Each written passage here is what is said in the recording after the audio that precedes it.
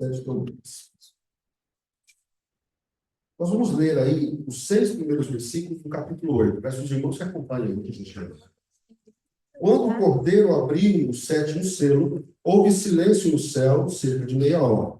Então, vi os 7 anjos que se acham em pé diante de Deus, e lhes foram dadas 7 trombetas.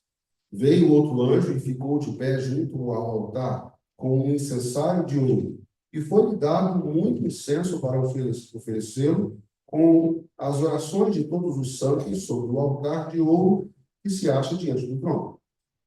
E da mão do anjo subiu à presença de Deus a fumaça do incenso, com as orações dos santos. E o anjo tomou o incensário, encheu-o do fogo do altar e o atirou à terra. E que houve trovões, vozes, relâmpagos e terremotos. Então, os 7 anjos que tinham as 7 trombetas prepararam-se para tocar. Feche os seus olhos, vamos orar mais uma vez. Senhor, te damos graças pela tua palavra. Pedimos ao Senhor que, pela tua bondade e misericórdia, o Senhor possa iluminar o nosso entendimento, para que possamos compreender o que a tua palavra nos diz. Que sejamos hoje consolados, confrontados pela tua palavra, que possamos, como irmãos e igreja do Senhor, crescer e sermos edificados pelo agir do Espírito Santo. Nós oramos em nome de Cristo Jesus. Amém. As trombetas do Apocalipse são famosas, né? Nós esperamos ouvir a final trombeta, né? É muito falado isso quando falamos do Apocalipse, quando falamos de arrebatamento, quando falamos da volta de Cristo. É comum todos os cristãos já lembrarem da trombeta. Quando será que vai soar a trombeta? Quando será que nós seremos chamados, né? Por essas trombetas. Essas trombetas, além de muito comum entre os cristãos, né, se falar sobre elas, elas também são geralmente mal interpretadas. Geralmente cada um tem uma ideia diferente do que se trata essas trombetas, essas 7 trombetas.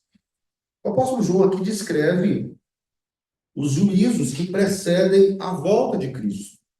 Ele está falando aqui sobre coisas que acontecerão na primeira, segunda, terceira, quarta, quinta e sexta trombeta, sobre a volta de Cristo. Anjos que tocarão as trombetas e coisas acontecerão aqui na terra. O castigo descrito nessas trombetas, em quase todas elas, é um castigo descrito de forma parcial, não é universal. Quando o anjo toca a trombeta, não é toda a terra que sofre o efeito. Não são todos os homens que sofrem esse efeito das trombetas, mas é um efeito parcial. Uma terça parte dos homens é atingida.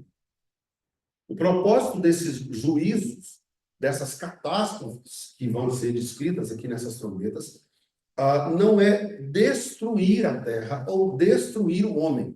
O propósito é conduzir o homem ao arrependimento.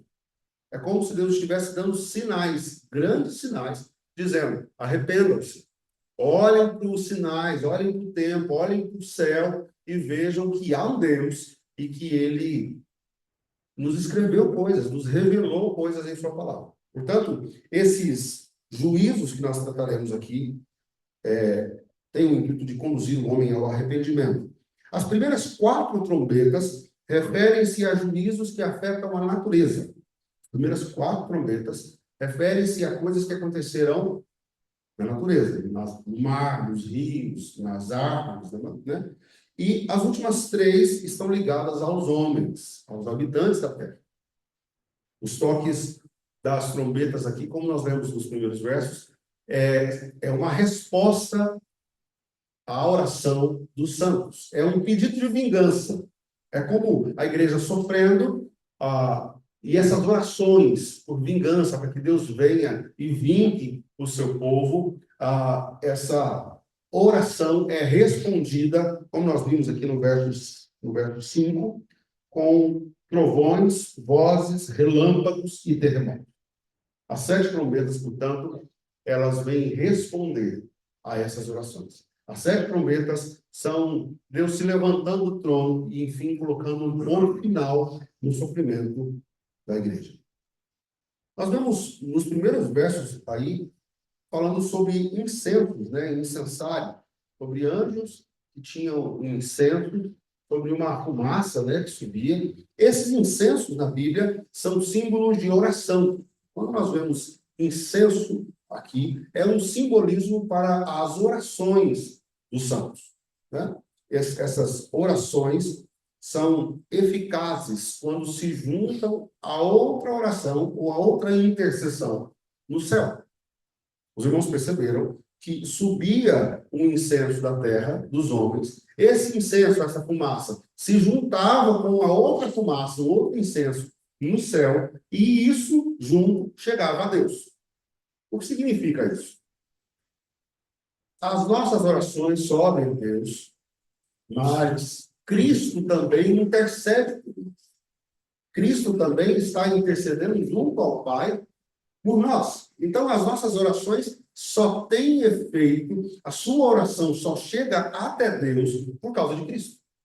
É porque Cristo também está intercedendo que as nossas orações, de uma maneira tratada como figurada aqui pelo apóstolo João, se unem à oração de Cristo e chegam, por fim, a Deus. Né? Então, o nosso meio de acesso a Deus, a forma como nós nos achegamos a esse trono é por Cristo. Sem Cristo, nem sequer a sua oração chega a Deus. Sem Cristo, nós não temos acesso ao trono da graça. Sem Cristo, nós não somos ouvidos por Deus. Cristo é, portanto, o nosso mediador, não apenas para nos salvar e purificar dos pecados, mas também para nos garantir acesso a Deus, acesso ao nosso Deus. Bom, essa cena que nós vemos aqui, dos incensários, né, dos incensos subindo, é uma cena que lembra o culto judaico. Isso era uma prática no culto judaico, dos incensos, né? Inclusive é um mandamento do próprio Deus. E isso é tomado de empréstimo lá do Velho Testamento para simbolizar aqui as orações. Lembrando aos irmãos que os símbolos que estão presentes no Apocalipse são símbolos tirados da própria Bíblia. Então, quando nós vemos incenso aqui, quem lê entenda que é referente às orações que se faziam no templo do povo de Israel. Antes de nós entrarmos nas trombetas, propriamente dito, cabe lembrar aos irmãos que é inútil nós buscarmos uma correspondência literal e histórica disso aqui no que aconteceu na nossa história.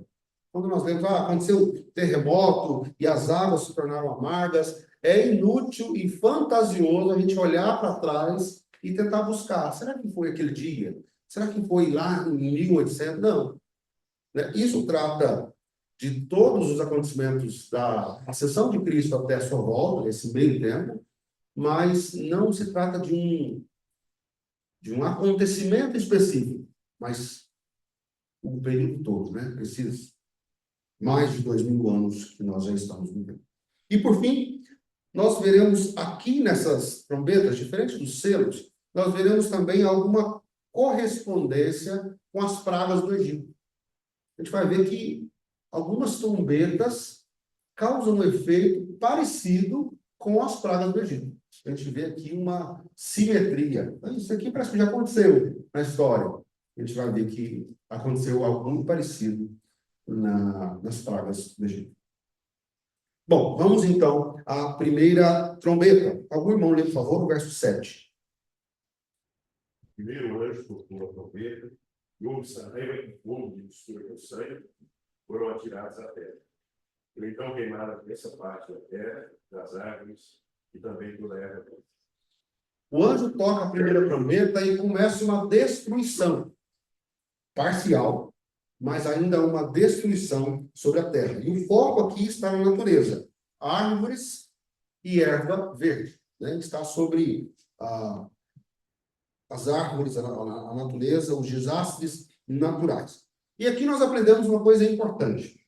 Os desastres naturais pelos quais a humanidade já passou, e nós, em nosso curto tempo de vida, já podemos presenciar alguns. Nós já ficamos sabendo de terremotos, tsunamis, né? Coisas horríveis que acontecem ao longo do planeta. E nós devemos lembrar que esses acontecimentos, essas catástrofes, não estão fora do controle de Deus. Quando nós temos um terremoto que destrói grandes cidades, quando nós temos tsunamis, há algo em nós, algo de nossa natureza pecaminosa, pode tender a pensar que isso escapou ao controle de Deus. Será que Deus não estava olhando na hora? Será que por que esse tsunami atingiu essa cidade? Será que Deus não sabia? Será que Deus não podia evitar? Ao lermos o livro de Apocalipse, principalmente, nós entendemos que Deus tem um controle sobre os acontecimentos naturais. Deus tem domínio sobre o que acontece na natureza. Não cai uma folha sequer se Deus não permitir. Então, às vezes, nós olhamos para grandes catástrofes, grandes acontecimentos, né, no planeta e dificilmente nos lembramos da soberania de Deus, que é Deus quem está no controle. Ficamos felizes? Obviamente que não. É Deus quem está no controle. Mas nós ainda assim choramos e nos compadecemos quando perdemos milhares de vidas em tsunamis, em terremotos. Mas, irmãos, mesmo que seja triste, mesmo que seja duro para noticiarmos essas coisas, para entendermos essas coisas, nós não devemos nos esquecer que Deus ainda é soberano. Deus ainda controla esses acontecimentos. Tá bom? Não é uma coisa que escapou ao poder de Deus. Uma vez eu ouvi um certo pastor dizendo que esses acontecimentos catastróficos são como gotas da ira de Deus pingando de um balde. Imagine um balde da ira de Deus sobre o mundo e sobre o pecado. Esses terremotos e tsunamis, essas catástrofes, é como se fossem gotas caindo sobre a terra. Agora, os irmãos, imaginem quando o balde for derramado. Isso são gotas, é Deus mostrando, como nós vemos aqui em Apocalipse dizendo, Deus mostrando que há um juízo maior vindo. E esses acontecimentos servem para alertar os homens, para que se arrependam, para que voltem, para que olhem para o céu e vejam que há um único Deus. Algum irmão lê, por favor, a segunda trombeta.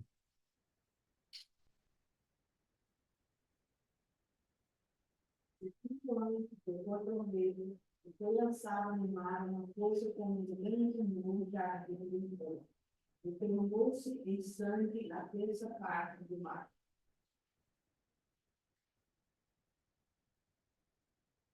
Pode ler o versículo 9 também.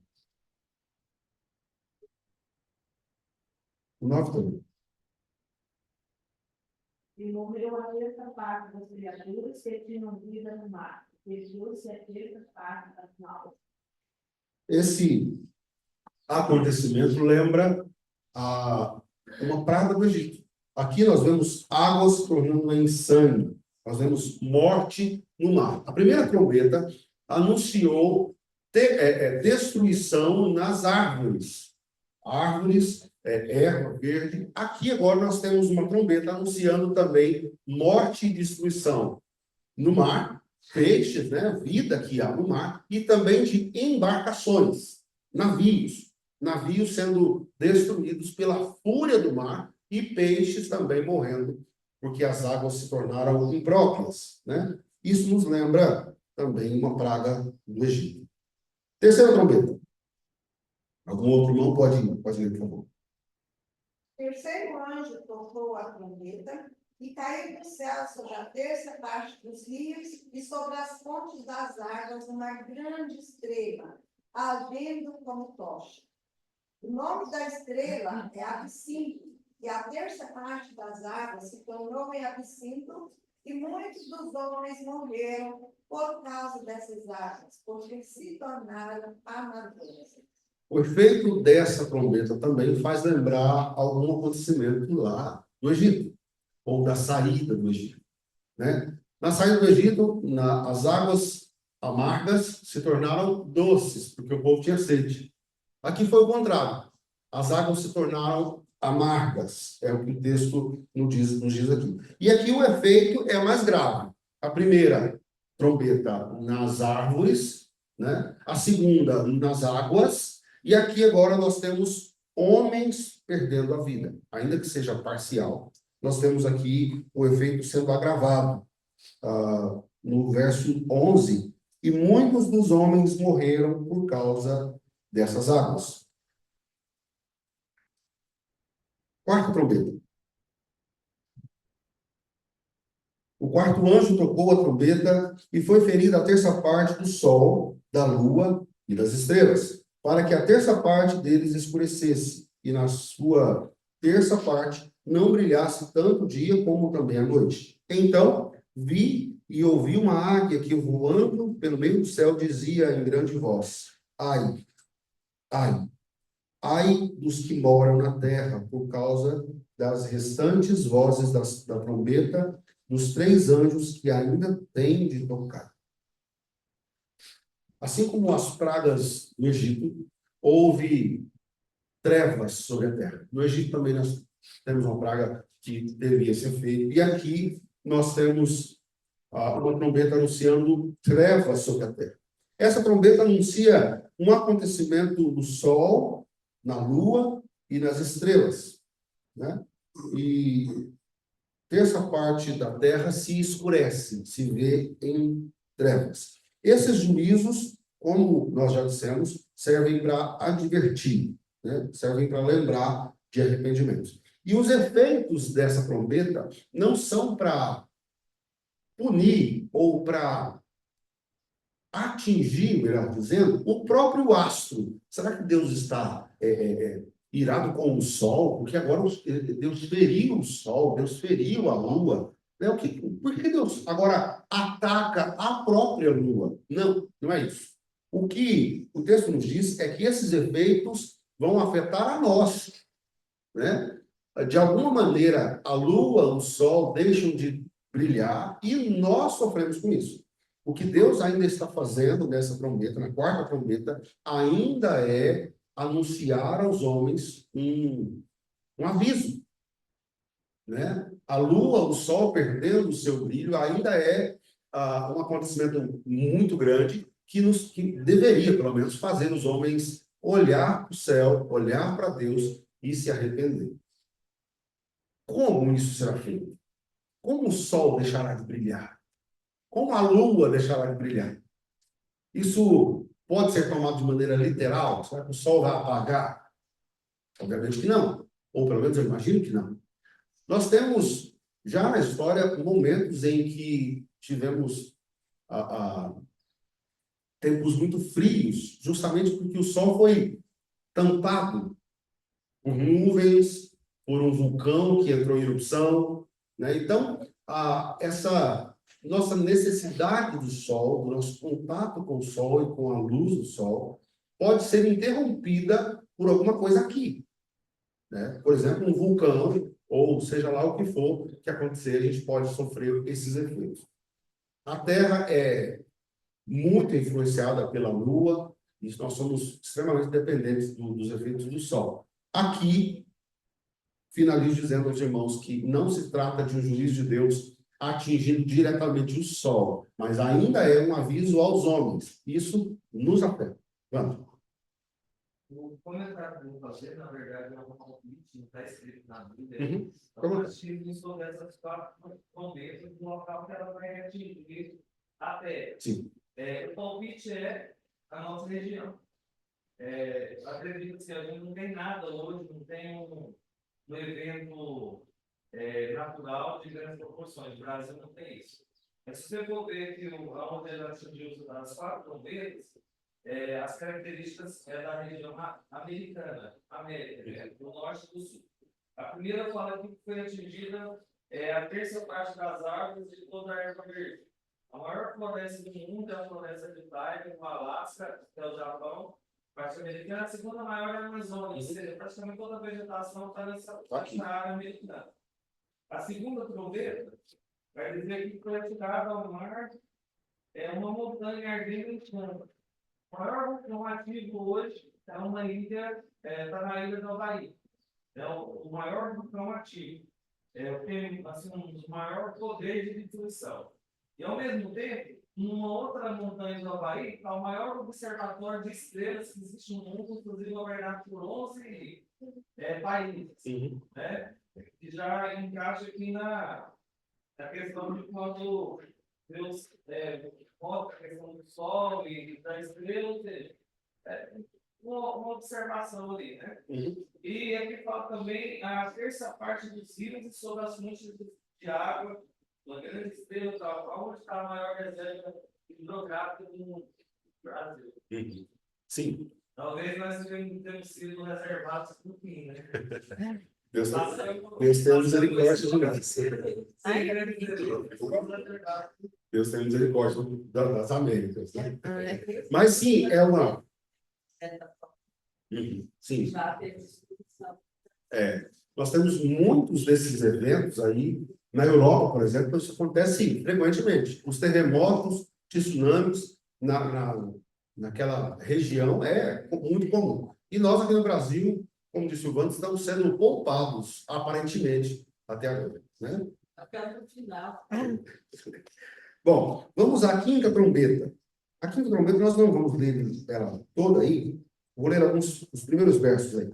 O quinto anjo tocou a trombeta e viu uma estrela caída do céu na terra, e foi-lhe dada a chave do poço do abismo.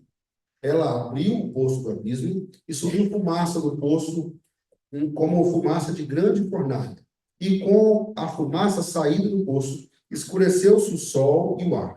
Também da fumaça saíram gafanhotos para a terra, e foi-lhe dado poder como o que tem os escorpiões da terra. Aqui também lembra uma praga do Egito, né, dos gafanhotos, mas aqui o efeito é muito maior. Os gafanhotos aqui têm um poder destruidor muito maior, e esses gafanhotos não são gafanhotos mesmo, literalmente, não são os bichinhos lá, né, os gafanhotos, mas são criaturas demoníacas, são demônios que têm a autoridade de causar mal. Aqui é descrito como o poder de escorpiões. Mas os selados, ou seja, aquelas pessoas que são seladas pelo Espírito Santo, os crentes em Cristo Jesus, são privados, separados desse mal, né? Assim como no Egito, como o povo de Deus foi privado, né, separado dessas definições, aqui também nós vemos isso. O poder do diabo sobre a igreja é sempre limitado. Nós devemos entender duas coisas diferentes. Primeiro, o diabo tem poder. Sim, o diabo é poderoso. Não podemos ficar brincando, né? Como alguns fazem por aí, fazendo chacota e tal. O diabo é poderoso. Tem poder, sim. Segunda coisa, o poder dele é limitado. O diabo não pode fazer o que quiser com você. Né? Por quê? Você é selado. Você tem dono. Assim como Jó, que para sofrer o que sofreu, o diabo teve que ter uma permissão de Deus. Com você não é diferente. O diabo tem poder sobre a sua vida? Se Deus permitir, sim. Então, o diabo pode ir até onde Deus permitir. Né? Mas, como eu já disse, ele é, sim, poderoso. Mas, essas obras do diabo não nos alcançam como talvez o diabo gostaria que alcançasse. Por exemplo, há casos de pessoas que chegaram em centros de macumba, quando estava ali, né, para acontecer o que eles queriam que acontecesse, e chega lá um crente. O negócio interrompe. Eles dizem que não desceu lá, o santo não desceu. Por quê? Tem alguém aqui que não está deixando. Tem alguma coisa aqui que está impedindo, entre aspas, o santo lá de descer. Então, o poder do diabo é, sim, limitado quando há uma presença de uma pessoa que é selada pelo Espírito Santo. Né? Tem muita gente que tem muito medo de trabalho. Será que alguém fez um trabalho para mim? Será que alguém fez né? E se alguém fizer isso, pegar uma roupa minha, uma foto minha, né? E fizer, será que isso pega? Alguma macumbeira jogar uma praga, será que vai pegar em mim?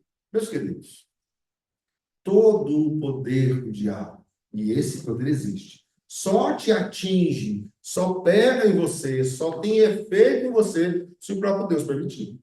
Você tem um dono, você foi comprado. Então, o diabo vai estar fazendo graça com propriedade dos outros. Mas, ainda assim, nós devemos ter cuidado, ter muita cautela quanto a esse assunto.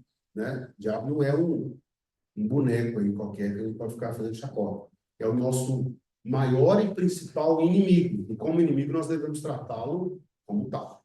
Tá bom? Aqui nós vemos que há um poder de destruição, mas que esse poder também é limitado. Algum irmão quer fazer algum apontamento? Fica à vontade. Carlos, Sim. aconteceu quando meu avô ignorante, ele tentava procurar essa coisa, religião, essa coisa. E a mamãe não era vida submissa, né, naquela época, então. E o vovô pediu para ela aliança, né? O papai ia lá que ele ia fazer um trabalho para tudo dar certo. Levou a aliança, a mamãe tirou o dedo e entregou. Chegou lá, ele levou a aliança da mamãe e do papai. Chegou lá, pegou a aliança do papai e da mamãe. Da mamãe, quando ele chegou, falou: olha, essa filha não podia nada. Essa filha não pode. Aí ele chegou bravo e falou: ó, não vou falar nada. Porque se eu tivesse souber alguma coisa, tinha feito. Nada. Mas a prática eles começaram a maneirar, porque eles não concordavam. Naquela época, sabe, ser evangélico era o filho de engraçado, era da época, é nossa terra. E aí, a mamãe, ela falou: eu entreguei porque eu sabia que Deus estava cuidando de mim. E eles não estavam. Tem uma história de um ex-bruxo que hoje ele é cristão e ele conta os seus testemunhos, né? E já faz um tempo que eu ouvi esse testemunho dele, mas ele dizia que enquanto era bruxo, ele era levado aos túmulos para violar os túmulos de pessoas no cemitério, para fazer trabalhos e essas coisas assim, né? E ele conta que uma vez se dirigia a uma cova e ele foi impedido. Não, essa aqui não. Essa aqui você não pode abrir. Porque se tratava de uma cova de um cristão. Então, ele não pôde abrir a cova, ele não pôde fazer o que ele queria com o corpo que estava ali, porque ele foi impedido pelo próprio diabo. Não toca nesse aí. Esse não. Então, resumindo o que nós estamos dizendo aqui, o diabo tem poder, mas esse poder é limitado. Limitado. Vamos para a próxima. Sexta pergunta. Agora, já no final do capítulo 9. O sexto anjo tocou a trombeta e ouviu uma voz procedente dos 4 ângulos do altar de ouro que se encontra na presença de Deus, dizendo ao sexto anjo, o mesmo que tem a trombeta: solta os 4 anjos que se encontram atados junto ao grande rio Eufrates. Foram, então, soltos os 4 anjos que se achavam preparados para a hora, o dia, o mês e o ano, para que matassem a 1/3 parte dos homens. O número dos exércitos de cavalaria era 20.000 vezes 10 milhares. Eu ouvi o seu número. Bom, aqui, nos versículos seguintes, vai continuar tratando sobre detalhes dessa destruição anunciada pela sexta trombeta. E fala aqui, nos primeiros versículos, sobre o rio Eufrates, sobre uma cavalaria que fora liberado do rio Eufrates. Né? Os primeiros versos dizem: solta os 4 anjos que se encontram atados junto ao grande rio Eufrates. O rio Eufrates era o limite da Terra Prometida. A Terra Prometida, o rio Eufrates. Depois do rio Eufrates, ficavam as nações inimigas. Ficavam Babilônia, Assíria. E quando vinha grande destruição, quando era de se temer mesmo o exército, geralmente vinha do rio Eufrates, porque do lado de lá ficavam os maiores exércitos. Por isso o apóstolo João está usando essa figura aqui, dizendo que uma grande destruição se aproxima por toda a terra e ela vem do Eufrates. Ou seja, os judeus logo entenderiam, é uma grande destruição. Porque os cavalos aqui descritos já poderiam causar medo nos judeus em se lembrar do grande poder de destruição, de guerra que havia depois do rio Eufrates, que é onde ficavam essas nações inimigas. O profeta Isaías fala sobre isso em Isaías 8, verso 7. Algum irmão pode ler, por favor? Isaías 8, 7. O profeta fala sobre isso também.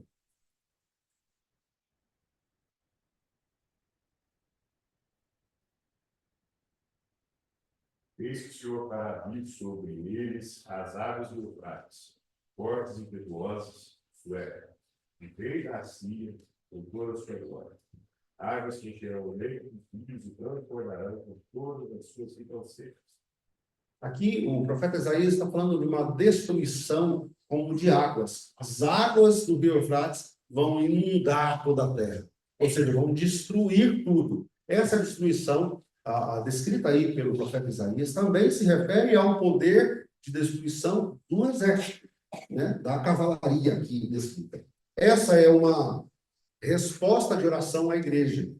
Lembrando aos irmãos do começo das trombetas, né? A igreja está sofrendo, intercedendo por aqueles que estão morrendo pelo evangelho, e isso aqui é uma resposta. Essa destruição não é para destruir a igreja, mas é uma resposta de vingança divina sobre os inimigos da igreja. Nós não podemos saber com certeza de qual acontecimento esse texto está tratando, né? Se é uma coisa que já aconteceu ou se é uma coisa que vai acontecer, mas a mensagem aqui é muito clara: arrependimento.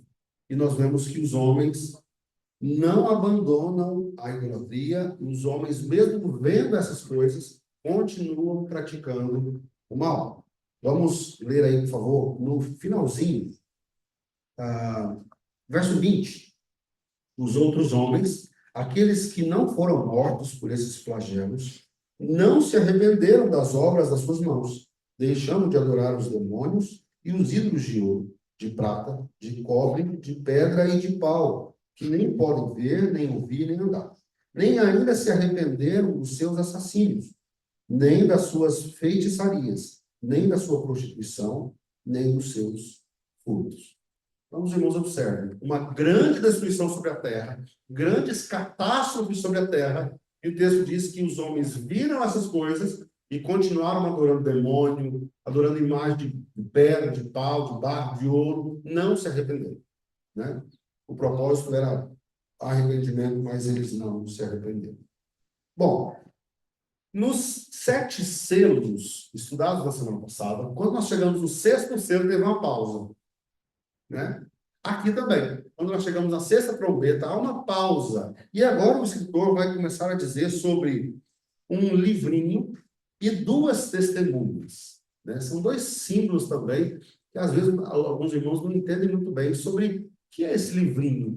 E quem são, finalmente, essas 2 testemunhas que João está aqui dizendo. Vamos...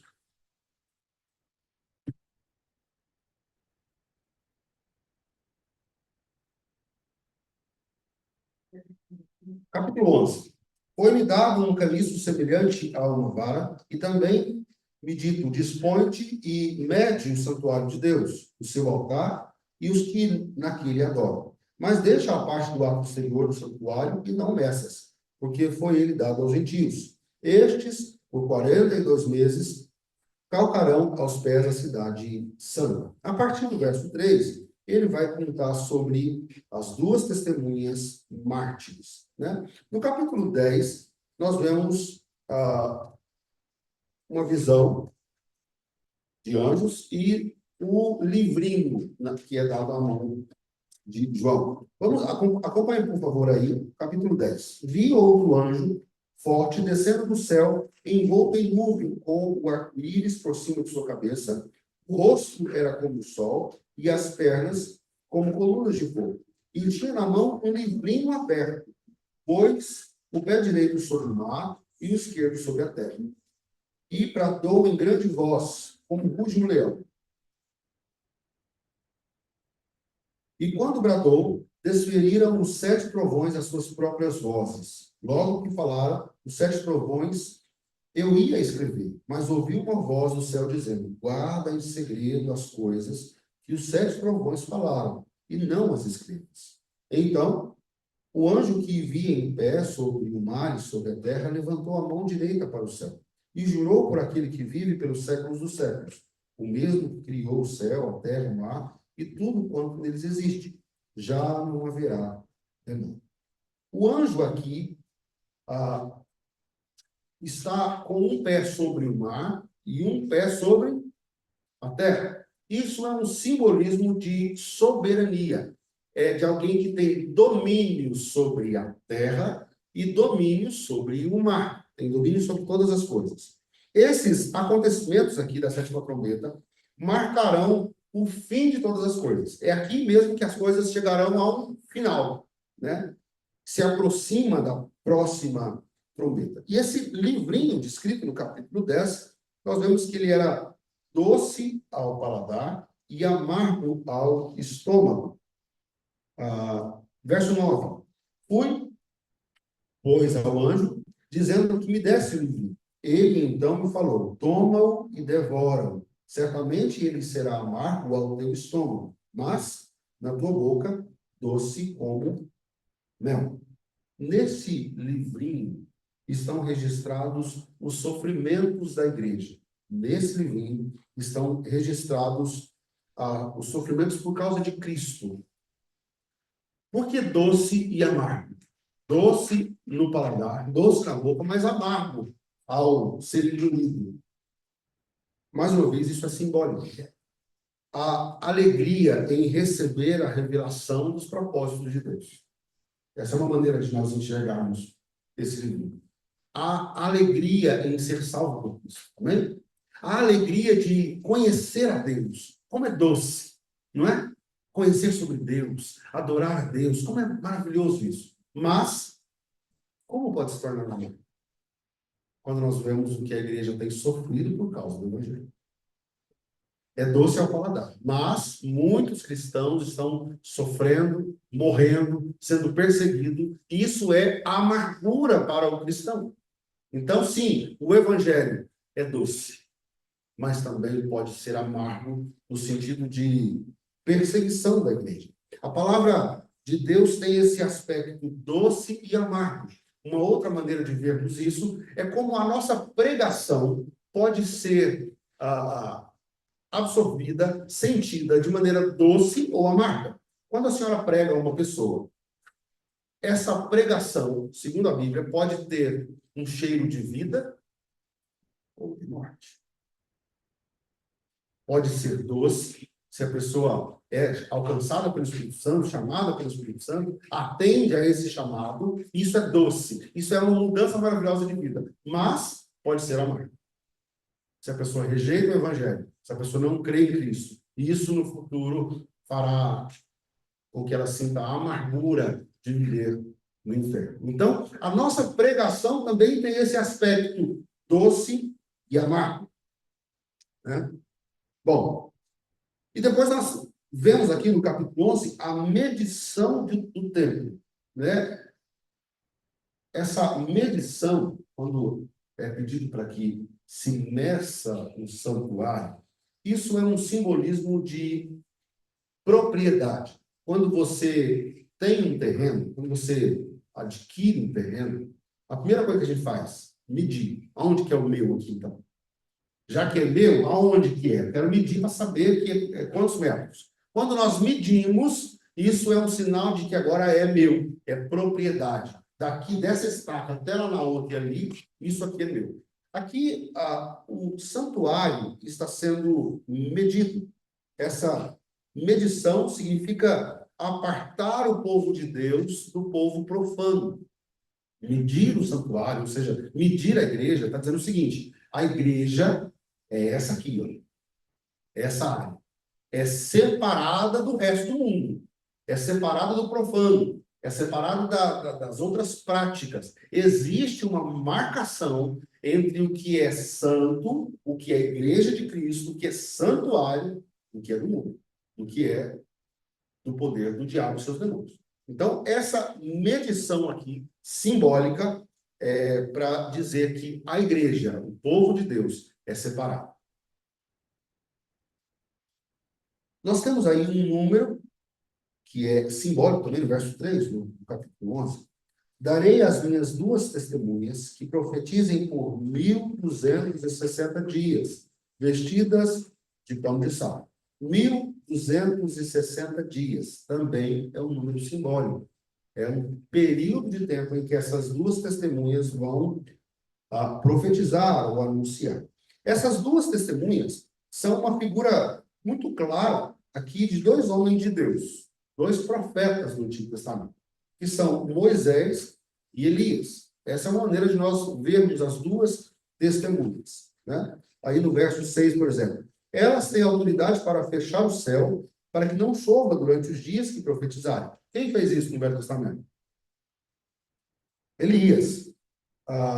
Tem autoridade também sobre as águas, para convertê-las em sangue, bem como para ferir a terra com toda sorte de flagelos, tantas vezes quanto quiserem. Quem fez isso? Moisés. Então, é uma figura do Antigo Testamento. Representam para nós hoje o quê? Já que Elias e Moisés já não estão aqui há muito tempo. Isso representa a igreja de Deus testemunhando. As 2 testemunhas aqui tratadas no texto é um simbolismo da igreja, ou seja, Elias, um profeta, Moisés, a lei. A lei e os profetas estão profetizando sobre a terra. A igreja de Cristo é tratada aqui como as 2 testemunhas que ainda hoje estão profetizando. É um povo separado, como vimos no começo do capítulo 11. E esse povo ainda está anunciando os desígnios de Deus. O povo de Deus aqui em Apocalipse é descrito como 12 tribos, 7 candeiros, reis e sacerdotes, noiva do Cordeiro, e também aqui é descrito como as 2 testemunhas. No capítulo 11, nós vemos que essa igreja perseguida sofrerá a morte, ela vai morrer, mas depois vai ressuscitar. Essas 2 testemunhas, aqui no livro de Apocalipse, nós vemos que ela morre, mas que depois ela vai ser vista pelos homens sendo ressuscitada. Várias perseguições ao longo da história tentaram acabar com a igreja. Várias perseguições ao longo da história tentaram matar essas 2 testemunhas, você pode entender como igreja de Cristo. Por exemplo, em 1572, na noite de São Bartolomeu, 70.000 pregadores huguenotes foram mortos por ordem de Catarina. 70.000 mortos numa noite. Em 1789, na Revolução Francesa, milhares de cristãos foram mortos. 1917, na Revolução Russa, morreram milhões de cristãos por todo o mundo. A igreja, por várias vezes na história, pareceu morta. Várias vezes na história, o mundo pensou, agora nós matamos. Agora a igreja morreu. Agora acabou. Quando nós vemos o Holocausto, tanto de judeu, quando a gente vê a perseguição na igreja, como os cristãos foram perseguidos, mortos, muitas vezes o mundo olhou para a igreja e pensou, acabou, agora morreu. E a igreja sempre renasce. Sempre renasce. Mas essa igreja, esse remanescente, essa igreja que ainda tem sido perseguida, e cristãos que ainda estão sendo mortos, um dia há de ressuscitar. E todo olho verá essa igreja perseguida sendo levada a Cristo nos céus. Bom, 7ª trombeta. 7ª trombeta está aí a partir do verso 15 do capítulo 11. Na abertura do 7º selo, nós vimos, na 2 semanas atrás, que houve um silêncio no céu. Os irmãos lembram disso? quando abriu o sétimo selo, aí no capítulo 8, aí, se você quiser recordar, volta no capítulo 8, verso 1. Quando o cordeiro abriu o sétimo selo, houve silêncio no céu, cerca de meia hora. Agora, quando se toca a sétima trombeta, ao invés de silêncio, nós vemos um grande coro, um coro estrondoso cantando. Aqui é a chegada da noiva na casa do Pai. Aqui é a chegada da igreja no céu. Essa trombeta, a sétima trombeta, é uma trombeta que anuncia a final volta de Cristo, né? O reino de Cristo visto de forma plena. E é cantado aqui um cântico pelos anjos e os 4 seres viventes, os 24 anciãos. E há uma coisa muito interessante aqui. Eu queria que você prestasse bastante atenção. É um detalhe bonito de se ver. Esse cântico aqui do capítulo 11 é um cântico profético. O que é isso? Está cantando como se já tivesse acontecido, como se Jesus já tivesse vindo, buscado a igreja, a gente já subiu e estamos lá no céu agora cantando. Isso é profético, né? E há uma diferença entre um cântico que foi cantado um pouco antes e esse cântico agora. E é isso que eu quero que você note.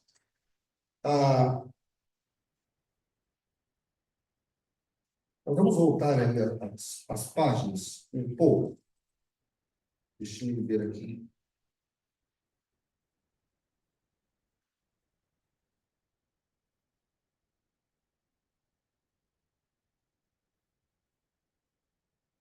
Capítulo 5.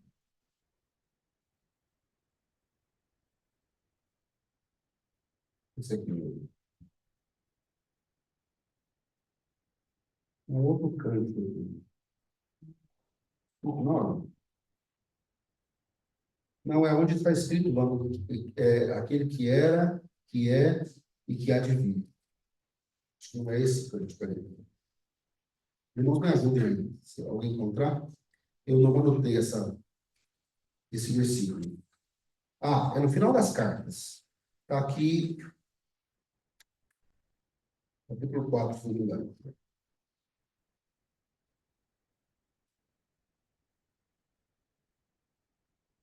Sim. Capítulo 4, verso 8.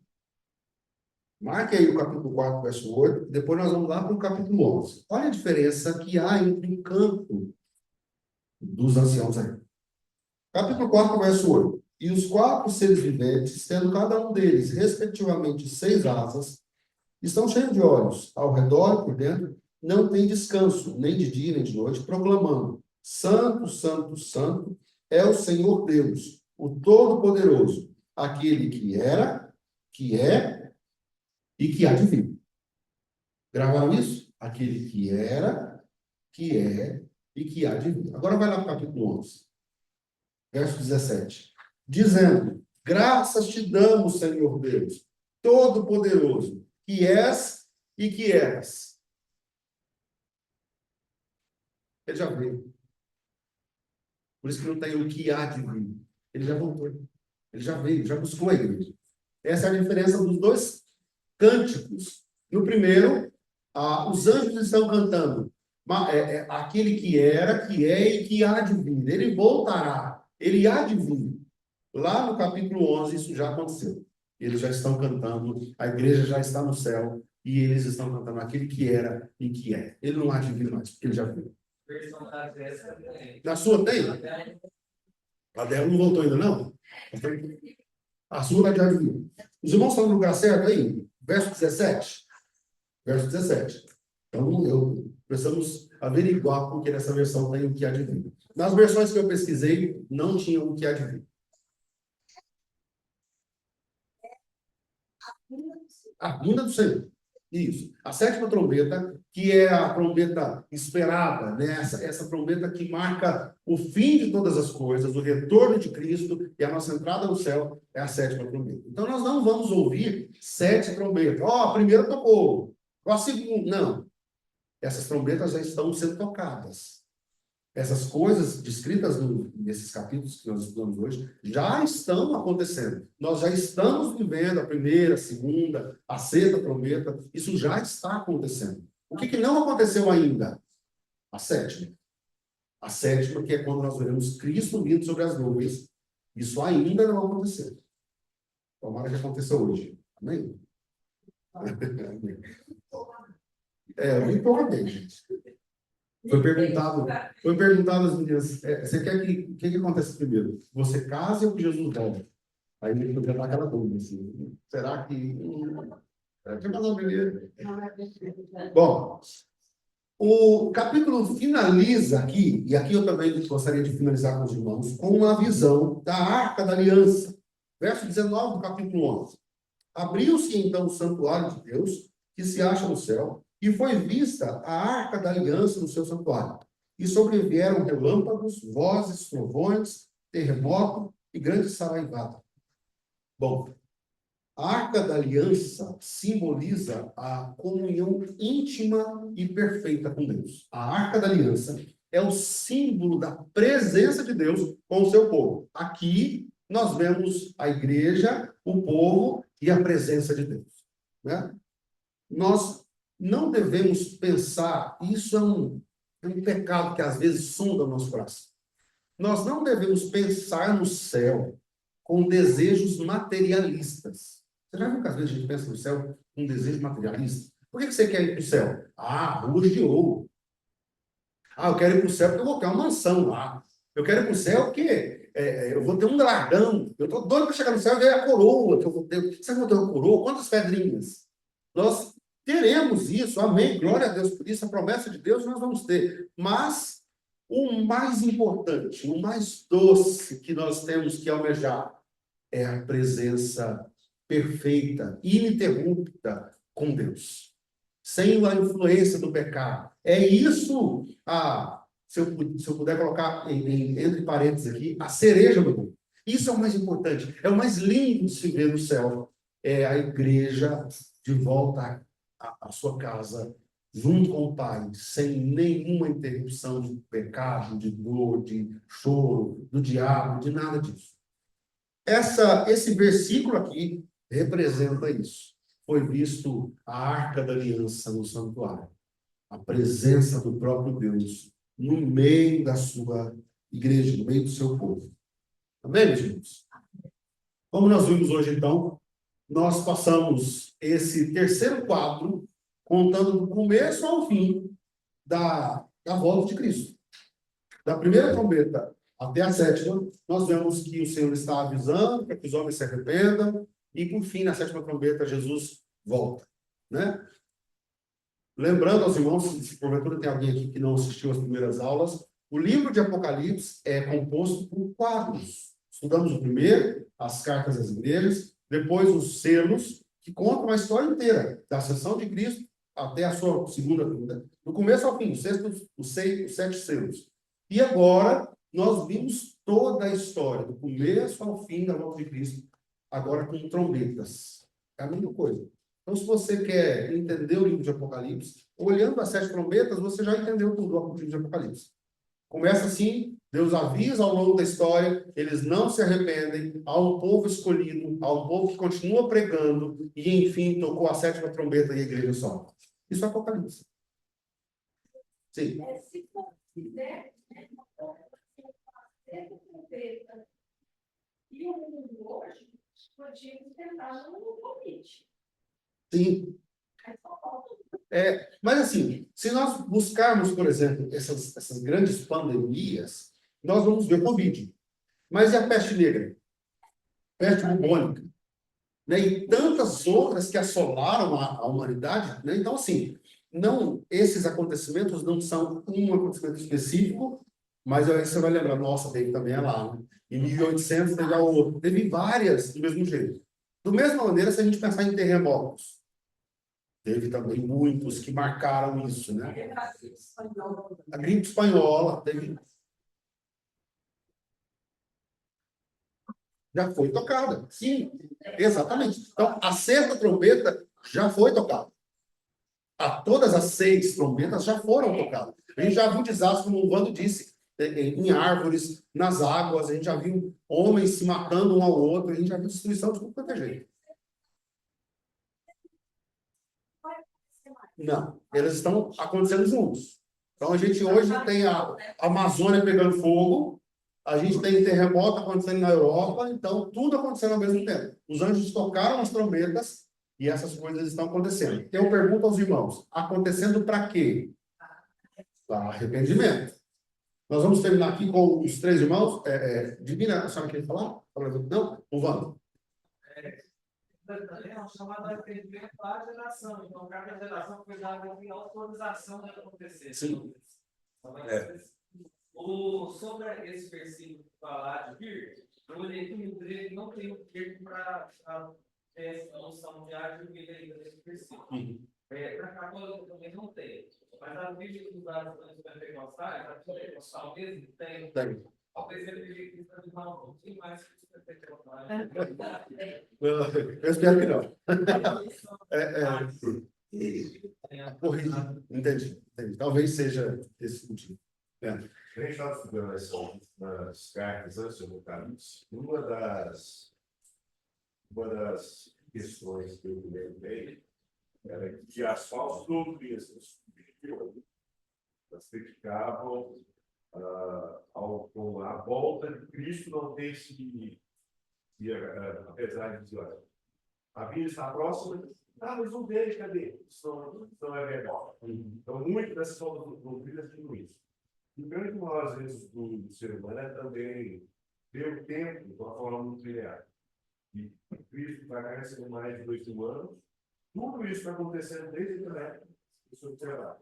Então, mais Pompeia, 38 anos depois de Cristo, algo assim, bem contemporâneo. E tantos e tantos desastres que é possível ao longo da história, tanto mortos, tanta coisa. E eu faço uma correlação agora com o que a gente fez atrás também, com o Papo Júlia. É um chato de 2004, que fala sobre a doutrina da providência. Aí a gente cita aqui um exemplo recente nosso mesmo, que é a realidade do 35. Quantas e quantas pessoas não tiveram se deslocado ali para outras partes do país, em função do evento traumático, e causou muita dor e sofrimento para outras pessoas, mas com um propósito dele. Para chegar em um lugar, para ser convertido, para poder ter, para espalhar a mensagem do Evangelho, não mais é tão arrependimento. Então, tudo isso acontece a todo tempo, desde sempre. Né? E aí a gente tem que pensar que a visão do tempo para Deus não é essa visão linear que a gente tem. Já aconteceu ou vai acontecer? A nossa visão é muito curta também. Né? A nossa visão é muito curta. Nós conseguimos nos lembrar de muito pouco, né? De poucos detalhes da história, nos vem à mente agora. Por exemplo, a gente começa a lembrar de pandemias, nos vem aí uns 5 ou 6, mas teve muita coisa na história, terremotos, pandemias, Primeira e Segunda Guerra, né? Então, teve muita coisa acontecendo que eu posso aqui dizer que é estratégia do diabo nos fazer pensar que não há guerra. Estamos vivendo em paz, que não tem nada disso de trombeta tocando, né? Então, nós, às vezes, não pensamos muito nisso. Bem, vamos encerrar nossa escola. Se algum irmão tiver mais alguma coisa, pode ir.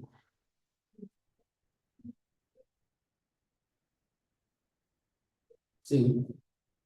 Sim. Que nós possamos ver, irmãos, nesses acontecimentos aí, as trombetas. A volta de Cristo. A volta de Cristo. Se aproxima. Eu chamado arrependimento. Já fora um país politeísta, acredito em qualquer coisa que você pegar. O Rio Grande do Sul é um estado hoje, vamos dizer assim, que está mais voltado ao diabo do que ao próprio Deus. Né? Inclusive, inaugurava o maior templo à luz do Brasil. Então, assim, são chamados a igreja que quanto mais longe você está. Israel foi assim, a história de Israel. Quanto mais longe de Deus, maior, vamos dizer assim, as pragas, as pancadas que Israel recebeu.